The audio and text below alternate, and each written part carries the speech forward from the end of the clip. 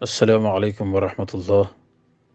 mbokk yi ñu ngi leen di nuyu di leen ziyaar leen baalu xaq naan borom subhaanahu wa taala boole ñu jéggal xadiisu tey bi dafay wax qaala rasulullahi sallallahu alayhi wa sallam inna hadihi alxabatu alsawda shifaun min kulli daa'in illa min assaam saxiixu albuxaari wa muslim yonent bi sallallahu alayhi wa sallam dafa wax ci xadiis bi ne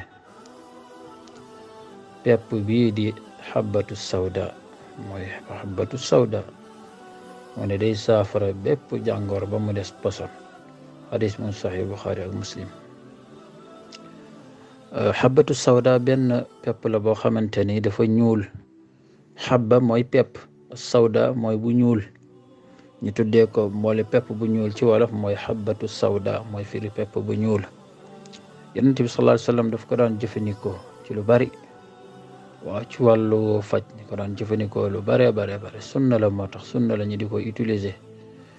yonent bi sallallahu alayhi wasallam mu ne nag mu ne pi xabatu sawda boobu lépp lay faj bopp buy metti moo xam biir buy metti la moo xam ki am ay góom la nu mu koy jëfandikoo da koy boole ak lem bu dee ay góom yi mu koy diw ak yooyu wala bu dee da koy frotté woo mu wut huile d'olive boole ko ak moom wala karité di ko frotté woo en tout cas daal lépp lay faj ala kulli xaalin pepp bu yàlla barkeel la ndax yonent bi daf ko daan jëfandikoo sallallahu alayhi wa sallam ba defee képp ku am jàngoro boo xamante ni jàngoro bu taw wér la na jëfandikoo xabatu sawda te am ci yaqin incha allahu taala yàlla dina ko defal shifa